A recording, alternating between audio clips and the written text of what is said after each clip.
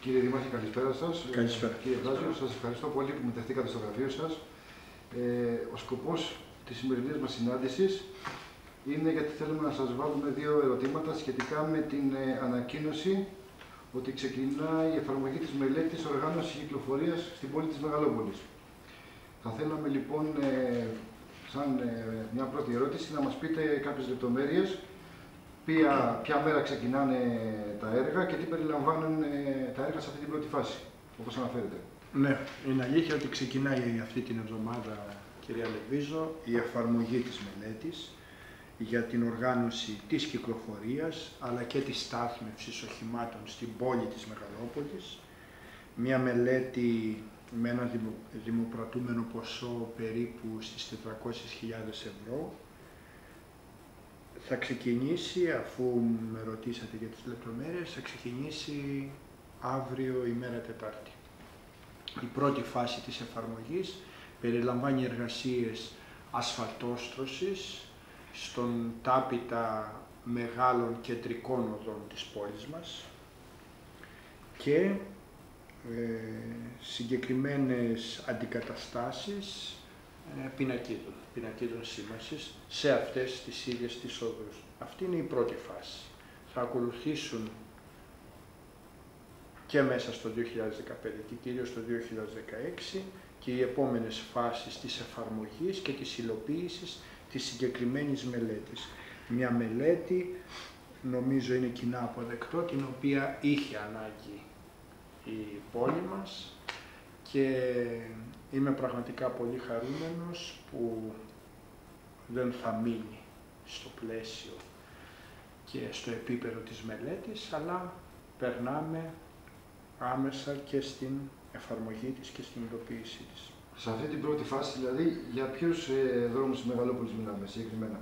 Μιλάμε για τους από τους 4-5 κεντρικότερους δρόμους. Ο κύριος Μπάζος τους έχει μπροστά τους, μπορούν να πει. Είναι οι δρόμοι που εκκινούν από το κεντρικό δρόμο της πλατείας και καταλήγει ο ένας ψηλά επάνω στο ύψος περίπου της διασταύρωσης με τον δρόμο του νεκροταφείου, ο άλλος καταλήγει περίπου στο χώρο του κέντρου υγείας και ο τρίτος καταλήγει περίπου στο χώρο του πρώτου δημοτικού. Μιλάμε για τις πιο κεντρικές, δηλαδή, αρτηρίες της Μεγαλόπολης. Με λεπτομέρειες, ναι. Ωραία, θα μας τα πει μετά ο κύριος Μπάζος. Είπαμε λοιπόν ότι ξεκινάμε από αύριο Τετάρτη. Θέλω να σας κάνω μια ακόμα ερώτηση. Αυτή η περιβόητη μελέτη που ακούμε εδώ και πάρα πολύ καιρό έχει κατά καιρούς γίνει πολύ θόρυβος, ότι κόστισε πάρα πολλά λεφτά. Αν θυμάμαι καλά, σε παλιότερα δημοτικά συμβούλια μιλάμε για ένα ύψος 450.000 ευρώ. Αλλά ισχύουν αυτά τα ποσά και γιατί είναι τόσο μεγάλα τα ποσά, αν ισχύουν? Το συμφωνητικό εκτέλεσης του έργου που υπογράφηκε μεταξύ ΕΜΟΥ και του εργολήπτη των δημοσίων έργων, του συγκεκριμένου, ο οποίος μειοδότησε στον διαγωνισμό, γιατί φυσικά η ανάθεση έγινε με διαγωνισμό.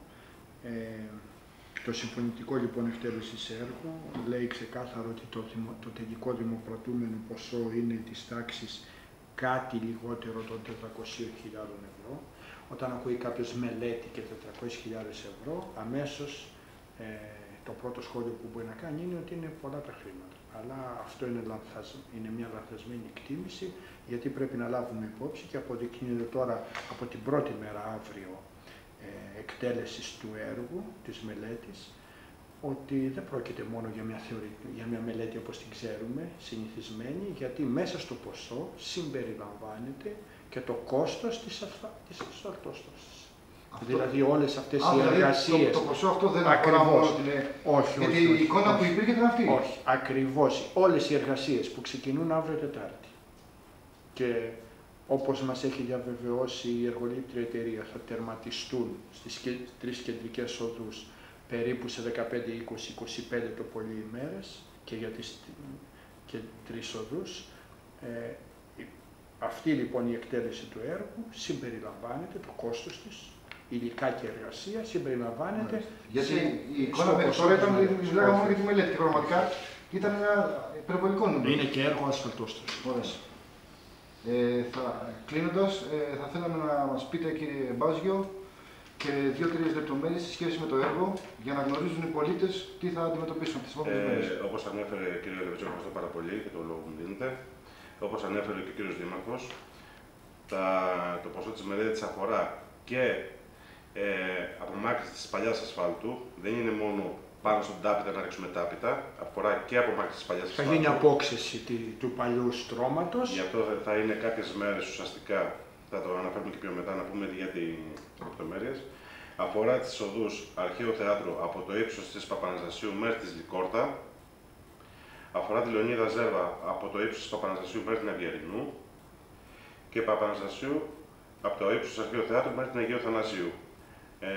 Στο πρώτο σκέλος είναι 400 μέτρα περίπου, 450 στο δεύτερο σκέλος, πανέφερα, και 425 μέτρα στο... Ναι, περίπου 1500 μέτρα είναι η ασφαλτόστρωση, βέβαια σε αυτούς τους πλατείς. Και μιλάμε για ένα χρονικό διάστημα περίπου 2 εβδομάδων.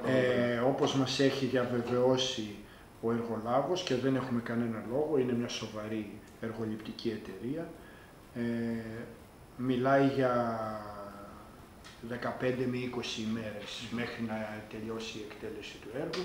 Θέλω να διαβεβαιώσω τους συμπολίτες μας, κύριε Λεβίζο, ότι είναι ένα έργο, το καταλαβαίνουμε όλοι, απαραίτητο και αναγκαίο. Θεωρώ ότι είναι ένα έργο που το περιμένουν οι πολίτες, είναι ένα έργο ωφέλιμο και έχουν ακουστεί και πολλά παράπονα. Θέλω να διαβεβαιώσω λοιπόν ότι είναι σοβαρή η εργολήπτρια εταιρεία, θα κάνει τις εργασίες με τον τρόπο και στον χρόνο τον οποίο απαιτείται. Καταλαβαίνω ότι θα υπάρχει μια μικρή ή μεγαλύτερη, αναλόγως του πώς το βλέπει ο καθένας, επιβάρυνση στην κίνησή μας, στην κυκλοφορία, στην λειτουργία των καταστημάτων, γιατί μιλάμε για τις 3 κεντρικότερες οδούς της πόλης, αλλά η ταλαιπωρία και η επιβάρυνση θα είναι προσωρινές.